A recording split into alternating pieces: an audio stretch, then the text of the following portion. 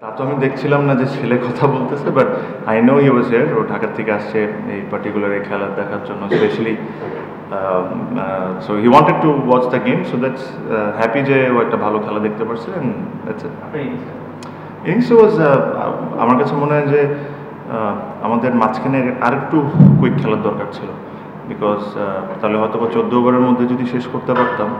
We had wickets in hand. আমার কাছে মনে হয় এই একটা ট্রিক আমরা মিস করছি। Other than that the batting was okay, good. না ভাইয়া, আসলে এখনও মানে বলাটা খুব ডিফিকাল্ট। অলমোস্ট 6 ম্যাচ হয়ে গেছে, যে রাইট কম্বিনেশনটা কী প্রবাবলি সামনের ম্যাচগুলোও দেখবেন যে কিছু কিছু চেঞ্জেস হবে। It's very important for a team to find the right combination, যত তাড়াতাড়ি সম্ভব হয়।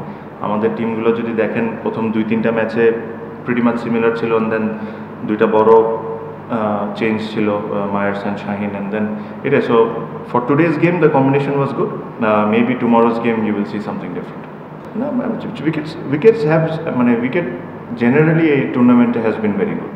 আপনি যদি মিরপুরের কথা চিন্তা করেন, plus Sylhet was amazing, and then Chittagong was good.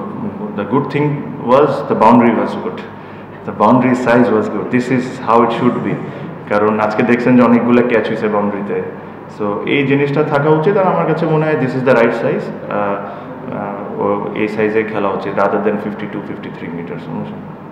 আসলে আমরা অসম্ভব লাকি যে ফ্র্যাঞ্চাইজির জন্য আমরা খেলি। আমরা আসলে যেখানেই যাই না কেন, চিটাগং, ঢাকা, সিলেট, আমরা সবসময় একটা ভালো ক্রাউড পুল করি। আপনি যদি দেখেন এখন পর্যন্ত 6টা ম্যাচে প্রত্যেকটা ম্যাচেই কিন্তু আমাদের ক্রাউড আসছে।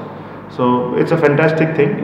আসলে আমি সবসময় বলি যে বিপিএলকে গ্রো করার জন্য এই জিনিসগুলো হলো ইম্পর্টেন্ট, যে একটা ফ্র্যাঞ্চাইজির ফ্যান বেস থাকবে, আরেকটা ফ্র্যাঞ্চাইজির আরেক ধরনের ফ্যান বেস থাকবে। সো এই কারণে ওই যেরকম আইপিএলে যে একটা কথা হয় না, যে একটাই প্লেয়ার দেখতেছেন একটা ফ্র্যাঞ্চাইজি 10টা বছর খেলতেছে, সো ওদের নিজেদের একটা ফ্যান বেস হয়ে যায়। বাট আনফর্চুনেটলি আমাদের বিপিএলে ইন দ্য পাস্ট হয়তো বা 2 বছর একরকম টিম ছিল, অ্যান্ড দেন রুলস চেঞ্জেস, আবার চেঞ্জ হয়ে যায়। তো এই জিনিসটাকে যদি ধরে রাখা যায় তাহলে ওই ফ্যান বেসটা ক্রিয়েট হবেন। আপনি দেখছেন যে বরিশালের ফ্যান বেসটা ইজ ভেরি স্ট্রং।